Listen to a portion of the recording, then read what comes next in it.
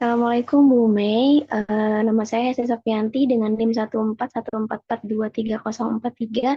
Kali ini saya akan menuntaskan uji praktek SPSS dengan 3 poin utama, yaitu pertama input data, kedua input frekuensi dan diagram pie, ketiga input regresi. Nah, sesuai dengan data yang diberikan dari Bu Mei, setelah membuka SPSS, kita masuk ke bagian variable view. Untuk pertama, kita tulis P1. Nah, P1 ini mewakilkan profil responden, tipenya numerik, dan weight dan desimalnya kita default saja, desimalnya jadikan 0. Lalu yang label, kita tulis deskripsi dari namanya. P1 ini kita artikan sebagai jenis kelamin. Nah, kemudian untuk values-nya, kita tambahkan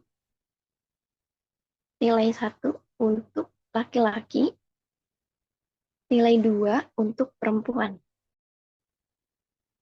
Nah, selanjutnya yang perlu diperhatikan di sini adalah bagian dari measure. Profil responden ini measure-nya adalah nominal. Nah, selanjutnya untuk profil responden 2, kita tuliskan P2, tipenya disamakan saja numerik, desimalnya 0, kemudian labelnya ini deskripsinya adalah angkatan masuk. Nah, nilainya adalah 1, 2020, 2, 2021, 3 untuk 2022, 4 untuk 2023. Oke, measure-nya masih sama nominal. Kemudian P3.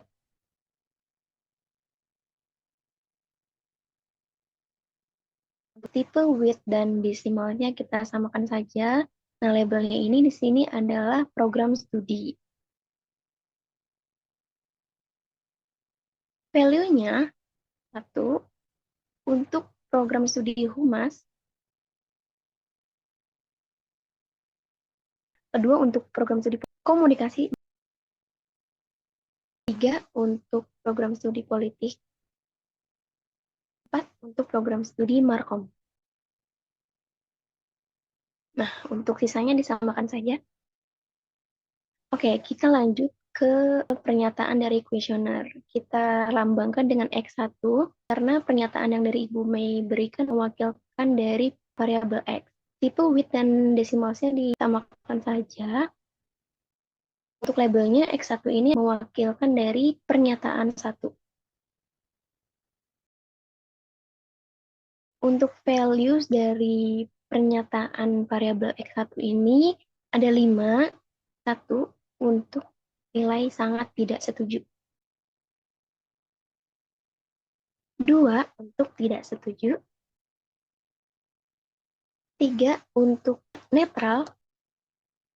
4 untuk setuju. Dan 5 untuk sangat setuju. Untuk measure-nya menggunakan scale.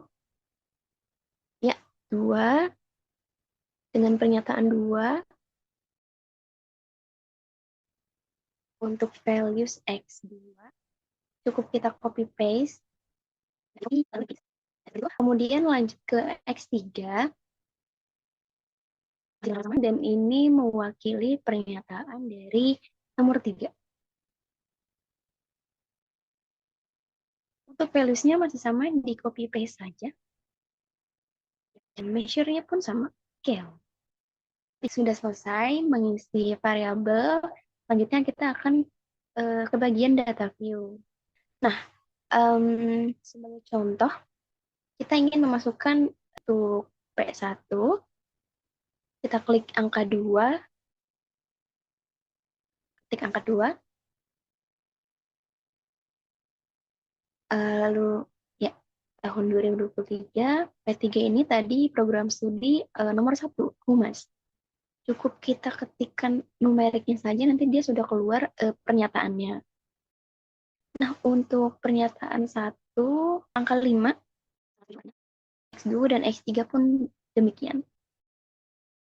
Input data sudah selesai, sekarang kita bisa save file ini atau save as. Ya, poin 1 sudah selesai. Nah, setelah kita berhasil menginput data, Kemudian yang di poin kedua ini kita akan membuat analisis dari frekuensi dan juga diagram pie-nya.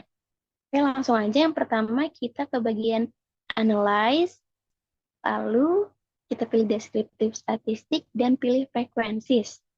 Nah, di sini kita akan membuat tabel frekuensi dengan permisalan kita mengambil variabel ini yang pertama.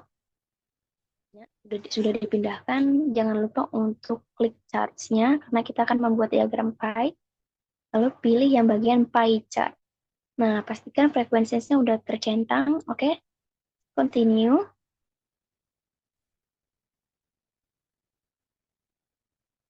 Ya, dan pastikan juga display frekuensi tabelnya udah tercentang. Langsung saja kita oke, klik oke. Nah, hasil dari output SPSS tadi ada dua nih, ada tabel frekuensi dan diagram pie-nya. Untuk tabel statistik ini menunjukkan kalau seluruh 20 responden ini sudah menjawab tanpa adanya data yang hilang. Kemudian untuk tabel yang kedua, dengan nama tabel informasi yang diberikan tidak ada kesalahan. Nah, di sini artinya mayoritas responden memberikan tanggapan yang positif, di mana sebanyak 40% setuju dan 35%-nya sangat setuju gitu. Sehingga totalnya mencapai 75% dan hanya 15% yang menjawab tidak setuju dan 10% untuk ragu-ragu. Jadi hal ini menggambarkan bahwa sebagian besar responden ini memiliki kepercayaan terhadap pernyataan tersebut, yaitu pernyataan informasi yang diberikan tidak ada kesalahan. Nah, arti penjelasan dari tabel tadi ini bisa diterapkan juga dalam bentuk diagram pie-nya, hanya berbeda bentuknya saja. Nah, seperti ini kalau berbentuk diagram pie. Nah, untuk poin kedua sudah selesai. Selanjutnya kita akan masuk ke poin ketiga. Nah, masih menggunakan data yang sama. Sekarang saya akan membuat nilai regresi. Untuk membuat nilai regresi, kita memerlukan variabel dependen atau Y dan variabel independen atau X. Dan di sini saya mengambil pernyataan nomor 8 untuk variabel X independen dan pernyataan nomor 9 untuk variabel Y dependen. Nah, untuk penjelasannya, variabel dependen ini adalah variabel yang menjadi hasil atau akibat dari variabel independen. Sebaliknya, variabel independen ini adalah variabel yang memengaruhi variabel dependen. Seperti itu. Jadi langsung saja ke analyze, lalu regression, kemudian linear. Nah, oke, langsung saja ke pernyataan 9 merupakan sebagai variabel dependen ya. Yang akun Twitter selalu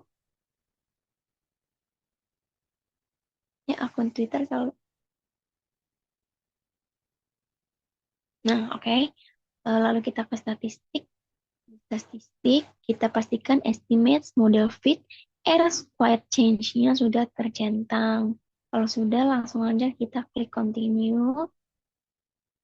Kemudian klik OK.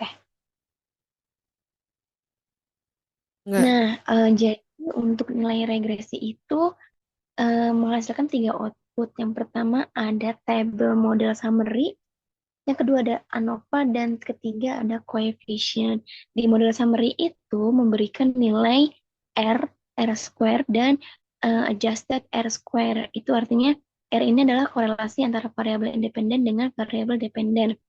Semakin mendekati angka 1, maka semakin kuat hubungannya. Lalu R square itu presentasi variabilitas Y yang dijelaskan oleh variabel X.